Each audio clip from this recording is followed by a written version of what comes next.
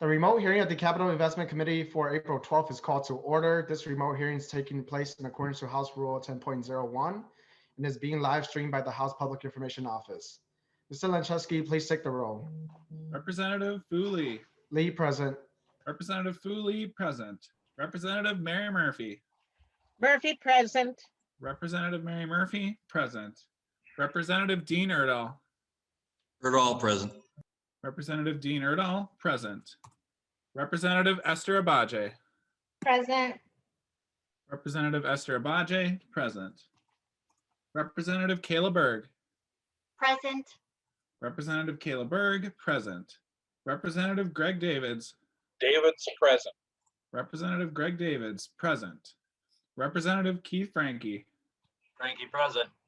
Representative Keith Frankie, present. Representative Mike Freiberg. Present. Representative Mike Freiberg, present. Representative Rick Hansen. Representative Rick Hansen.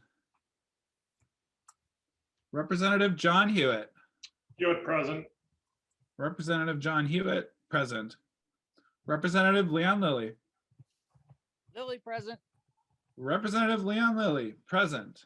Representative Eric Lucero. Another melancholy rainy Monday. Representative Eric Lucero, present.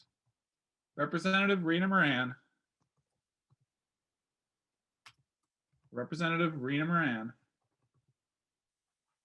Representative Nels Pearson. Pearson, present. Representative Nels Pearson, present. Representative Donald Raleigh. Raleigh, present. Representative Donald Raleigh, present. Representative Jordan Rasmussen. Rasmussen, present. Representative Jordan Rasmussen, present. Representative Liz Ryer. Present. Representative Liz Ryer, present. Representative Nolan West. Present. Representative Nolan West, present. Representative Jay Zhang. Here. Representative Jay Zhang, present. Representative Rick Hansen. Representative Rena Moran. Members, with the conclusion of the roll call, please mute your devices. A quorum is present. Thank you, Mr. Lanchewski. A quorum is present. Chair Murphy, do I have a motion to approve the minutes for Yes. April 8th? Mr. Chair, I move approval of the minutes for April 8th as printed. Chair Murphy, move approval of the minutes for April 8th. Any discussion? Hearing none, those in favor say aye. Aye. Aye. Those opposed say nay. The motion prevails and the minutes for April 8th are approved. Members, today we will get a walkthrough of the spreadsheet and DE amendment to House File 337, the 2021 Omnibus bonding bill. A lot of work has been put into putting this bill together with over 24 hearings in the House. And as you know, we have not had any light agendas. I really appreciate all of you and your testifiers for working with us to be within the 5-minute time limit that we have established. As you know, we all have heard, we have had discussion on some complex and challenging subjects and how they intersect with our job of constructing a bonding bill for 2021. And so today's agenda will start with Mr. Andrew Lee providing a walkthrough of the spreadsheet to the DE amendment. And then we will have Ms. Chelsea Griffin walk through the language of the proposal. So please identify yourself for the record, Mr. Lee, and please proceed. Thank you, Mr. Chair and members. My name is Andrew Lee from House Fiscal Staff. I'll walk through the appropriations tracking spreadsheet first, and members should have received this. It is the portrait size or portrait formatted spreadsheet that has a list of the projects that are in the bill. This follows generally the order of the appropriations language. So the first item is actually, I should ask, Mr. Chair, would you like me to share screen or just go through the spreadsheet and allow people to follow? Please share screen if possible. Okay. All right. Give me just a moment. All right. So hopefully you can all see the spreadsheet. Please proceed, Mr. Lee.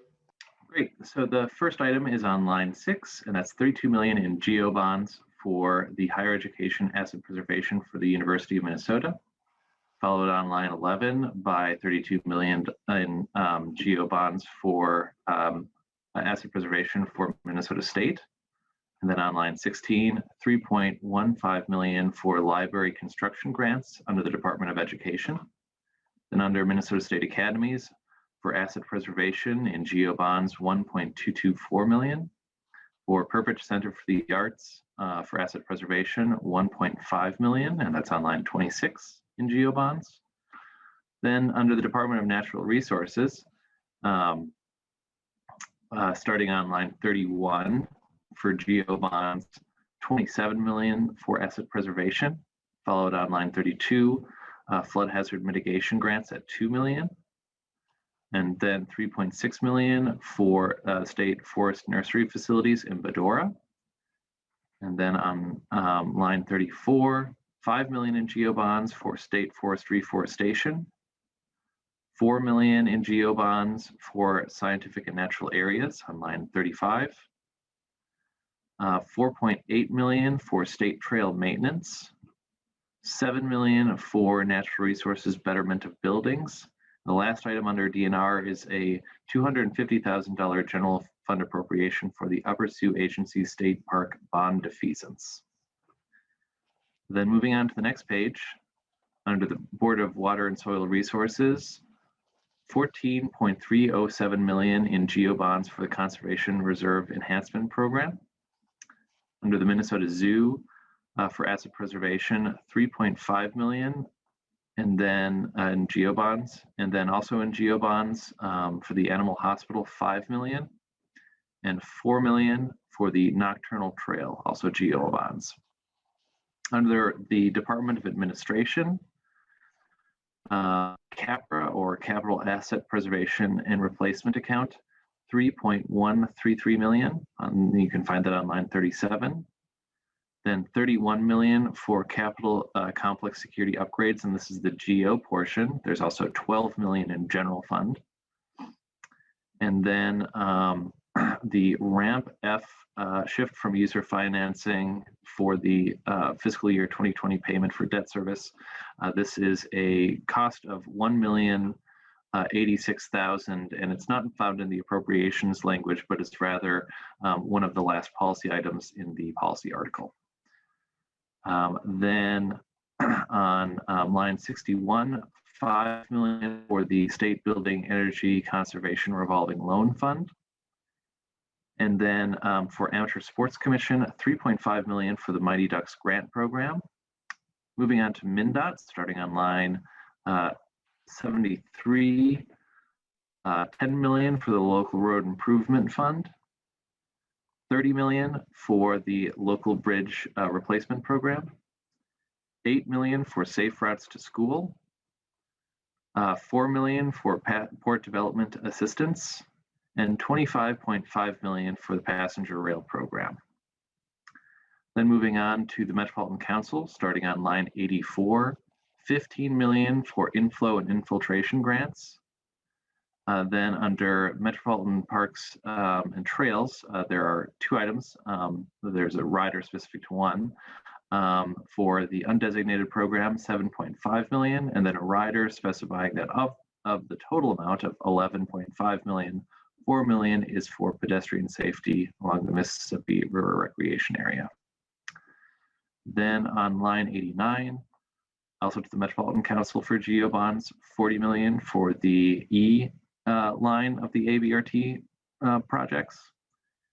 Then on line 90 from the general fund, 1 million for electric transit vehicle infrastructure. On line 93, 1.2 million for the City of St. Paul Como Zoo asset preservation. Then moving to the Department of Human Services, for asset preservation for GO bonds, 2.213 million, and that's on line 100. 8.85 million for MSOP St. Peter Phase 2, 10 million for the early childhood learning and child protection facilities. That's on line 102. And then moving on to the Department of Veterans Affairs, 4 million for asset preservation in GO bonds, 4.5 million for the Redwood Falls Cemetery. Then moving on to corrections, two items. The first is a GO amount of $8.445 million for asset preservation, and then a general fund appropriation for a jail capital improvement evaluation report, $675,000. Moving on to the Department of Employment and Economic Development, $5 million for Greater Minnesota Child Care Facilities and GO bonds. That's on line 121. Then on line 124, $1.2 million for the City of Duluth Lake Superior Zoo. Moving on to the Public Facilities Authority, $15 million for the wastewater infrastructure funding grant programs. And this is a combination of two programs with half each, $7.5 million for wastewater projects and $7.5 million for drinking water projects. Moving down to the Housing Finance Agency or Authority on line 136 for public housing rehabilitation, $100 million. On line 141 for the Historical Society asset preservation, $2,375,000. And then as part of the bond sale expenses for Minnesota Management Budget to issue debt, $503,000 in GO bonds. Moving on to the next article, starting with the Metropolitan Council. These are all general fund items. On line 154, $1.2 million to the Metropolitan Council and a grant to the City of St. Paul for the Walk-On TP Center. Then under to the Department of Employment and Economic Development, $1 million in general fund for the African Economic Development Solutions in St. Paul, $1.5 million for 30,000 Feet Black Art Center in St. Paul, $950,000 for the Latino Economic Development Center in St. Paul, $300,000 for the East Side Freedom Library in St. Paul, $300,000 for Keystone Community Services in Ramsey County, and this is a part of a number of food bank items, $300,000 for the Southern Anoka Community Assistance, $300,000 for 360 communities in Dakota, there are 360 communities, which is in Dakota County.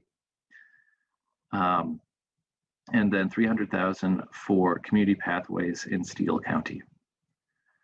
Then $1 million, and these are all general fund, in funding Asian Women's Collective Arts Center in St. Paul. $2 million for the Leech Lake Band of Ojibwe Veterans Building.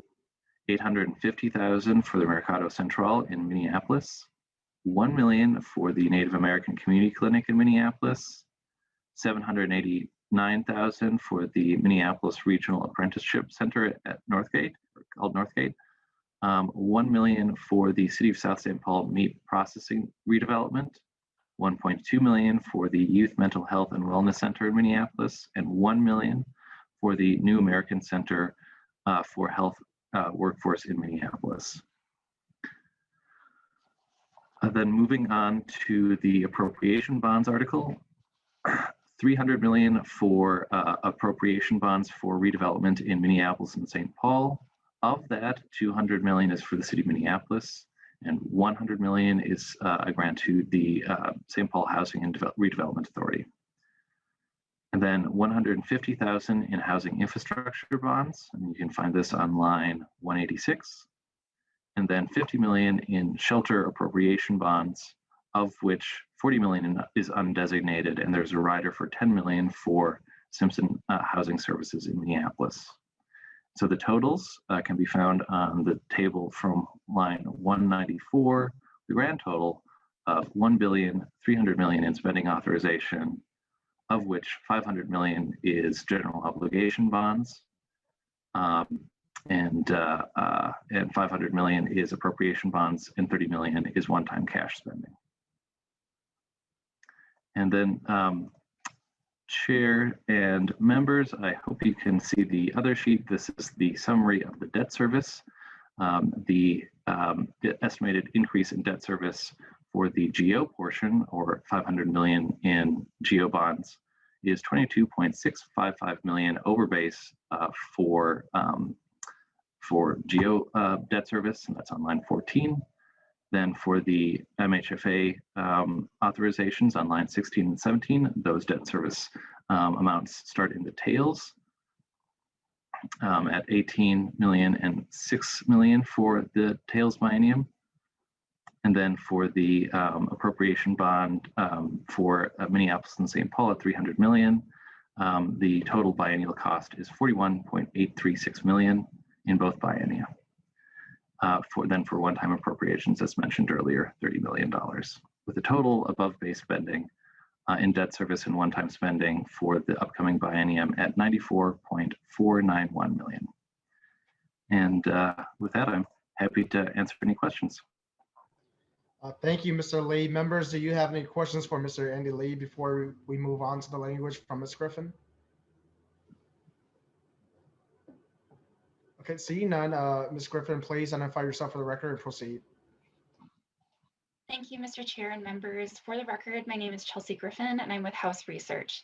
I'll be walking you through the language in Articles 2 and 4, since Mr. Lee covered the appropriations that are in Article 1 and Article 3. So beginning with Article 2, this is the Appropriation and Housing Infrastructure Bonds article. Sections 1 and 2 cover redevelopment appropriation bonds. Like Mr. Lee said in the walkthrough the spreadsheet, 200 million of the $300 million appropriation bonds would be to the city of Minneapolis, and 100 million would be to the city of St. Paul. The language does specify that certain grant requirements that must be met, and a report is due to the legislature by deed to detail the uses of the funds and any measures of success toward the grant requirement goals. Section 3 adds a definition of naturally occurring affordable housing to the Housing Infrastructure Bond statute for purposes of the housing infrastructure bonds. Section 4 adds the financing of low-income multifamily rental housing and naturally occurring affordable housing to the authorized uses of housing infrastructure bonds. Section 5 authorizes $150 million of housing infrastructure bonds to be issued by the Minnesota Housing Finance Agency.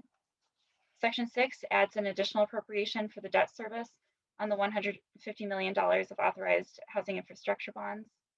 Section 7 is an uncodified provision that authorizes Minnesota Housing Finance Agency to issue $50 million of housing infrastructure bonds for shelter facilities in fiscal year 2022. As Mr. Lee pointed out, $10 million of the authorization is to be granted to Simpson Housing Services, which is a nonprofit for shelter facilities in the city of Minneapolis. And then Section 8 of Article 2 is the blanket effective date. All sections in Article 2 are effective the day following final enactment. Mr. Lee covered the equity appropriations in Article 3, so I won't be going over the details of the riders in that article. And moving on to Article 4, this is the most miscellaneous article. The vast majority of this article is modifications to prior appropriations.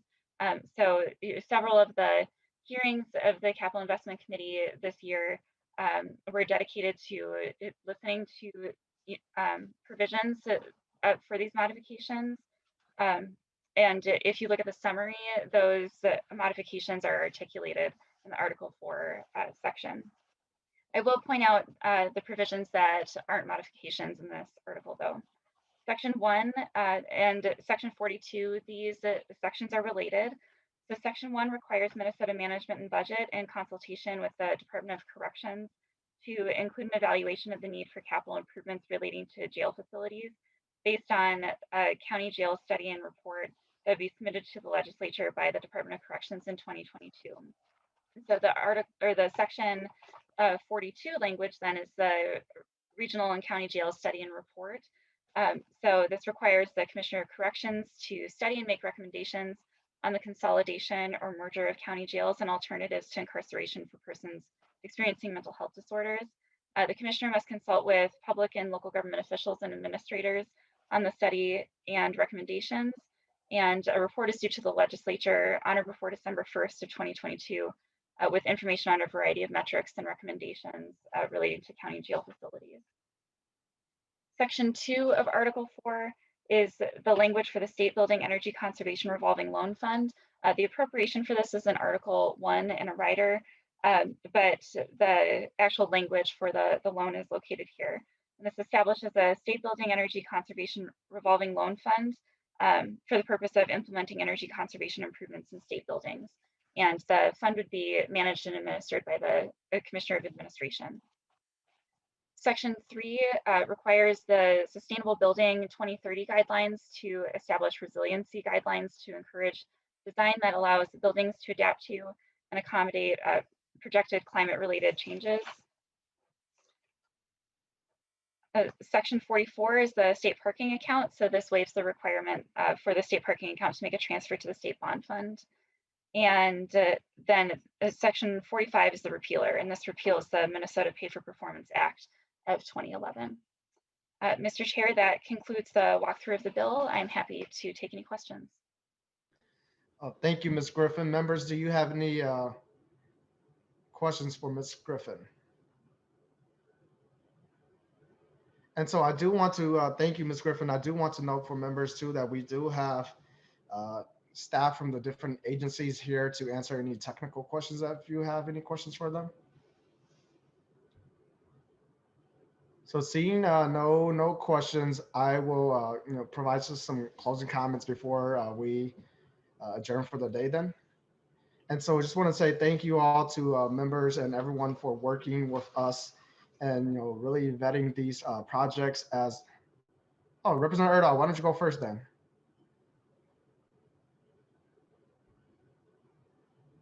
Representative Erdahl, you go ahead. Takes me a while to unmute everything here. Well, thank you, Chair Lee. And first of all, I want to thank you for the work that you've done on this bill. I'm not saying that I agree with a whole lot of it, but I want to thank you for the work you've done. As I've indicated to you, I think before, the House Republican Caucus will not be supporting any bonding until we have separated the corrections and modification bill from the bill that you have now presented.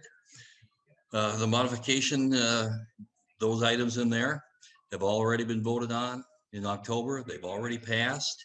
The projects are waiting to do. Now, what happens here, assuming Friday that this bill passes the way it currently is compiled, it's going to go to Ways and Means, and it's going to sit there. There are things that are still up in the air, and so I don't know how long. It could be till the middle of May before that bill moves. And in the meantime, these projects that have already passed and they could be starting work on them are just sitting there. And keeping them together then also runs the risk that, what if we don't get a bill done? And that does happen sometimes, especially the first year of the biennium. And that could mean that bills that passed in October now with the corrections being made aren't becoming law, and that's unacceptable. If there are other changes that need to be made after the corrections bill is passed, that can be added to the bill and considered later. But I just want you to understand, Mr. Chairman, that we are very adamant that we've got to get these corrections and modifications out the door and into law. Thank you. Thank you, Representative Erdahl, and thank you, members, again. And like I've mentioned in our previous conversation too, that I am committed to working with the minority caucus in the committee and the entire House, and then for our colleagues in the Senate to get a proposal out. And so we are doing our job, like I've mentioned at the very beginning, that this is our 25th hearing here in the House. And so I understand the great need of those projects that have been passed in the October bonding bill with Chair Murphy. And so that's why we're doing our job right here to come up with a proposal to move it along the legislative process. And it is my hope that we can continue to work together to move this forward. And members, just as you have seen in the proposal, we have projects in here that will be able to help us leverage some federal dollars. For example, we have the RIM, the CREP program, we have the passenger rail, and affordable housing, and the Redwoods Fall Cemetery. We also are taking care of some of our most vulnerable Minnesotans by providing funding for emergency shelters to really help provide our statewide access that it's really needed for our family members that are in public housing. We're putting in 100 million in there, where this is I believe, one of our most significant investment into that, if we are able to get this through at that level. We also, are investing in some of our youngest learner. We know that we have a proposal that have bipartisan support, for the greater Minnesota early learning facilities. We also have dollars in there for the early child care facilities that serve the entire state.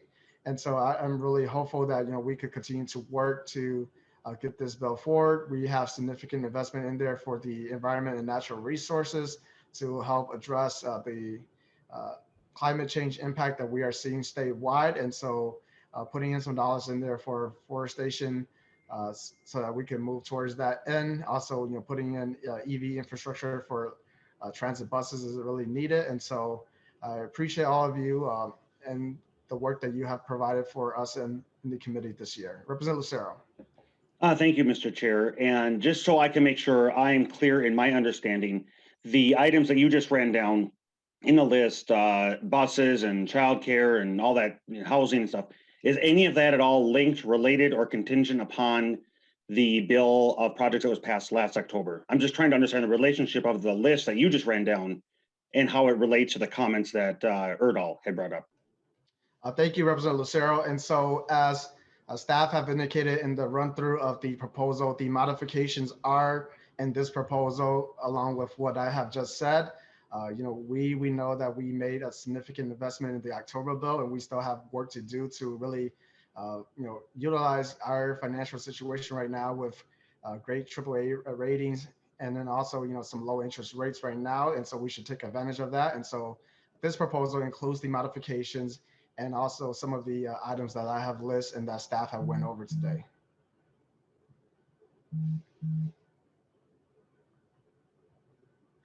Members, any additional questions before we adjourn? Chair Murphy?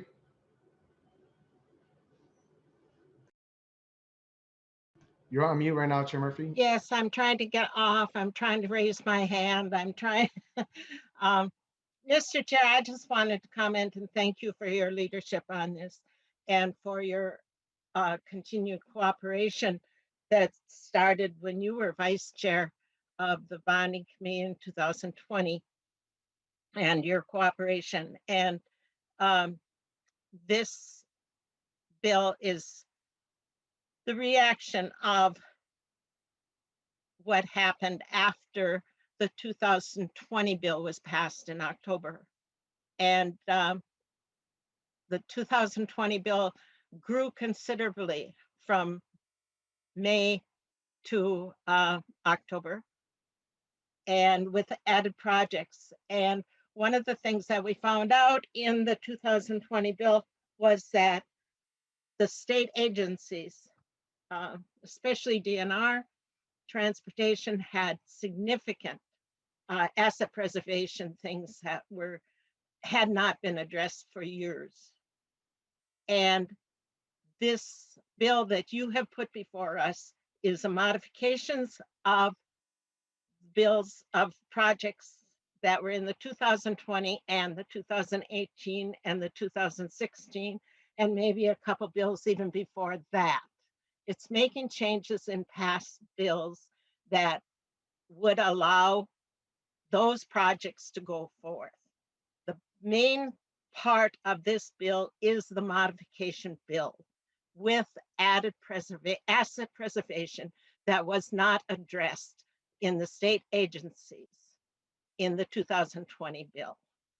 And so there's no one bill added to another bill. This is one modification bill. And everything was not perfect, especially from August to October. And there's some projects that were not the language for the project with the dollars that were committed to the project has to be changed, and it has to be changed in this modification bill. But it's also addressing the state asset preservation that is sorely needed. The departments of all the departments of administration and natural resources and transportation and the other state agencies and state promises that have been made in the past. This isn't the 2021 bill or the 2022 bill that will be heard next year. This is the modification bill for the 2020 bill. And I urge everyone to vote yes, because that's what this bill is. Thank you, Chair Murphy, for your comments. And so members, just so you have a foundation of what is ahead for us, our next meeting is Wednesday, April 14th at 1 p.m. for public testimony. For members of the public who are interested in signing up to testify, the deadline to sign up is tomorrow at 3 p.m. Please email Ms. Jenny Nash and Mr. Joel Lanchesky to get on the list. Written testimony will also be accepted. Our last meeting this week and possibly for the rest of session is on Friday, April 16th at 8:30, which we will then take up and vote on House File 337 and House File 506. A 24-hour amendment deadline is in place for the Friday's bill. And so with that, members, thank you so much for your participation today. And having no further business before us, this meeting is adjourned.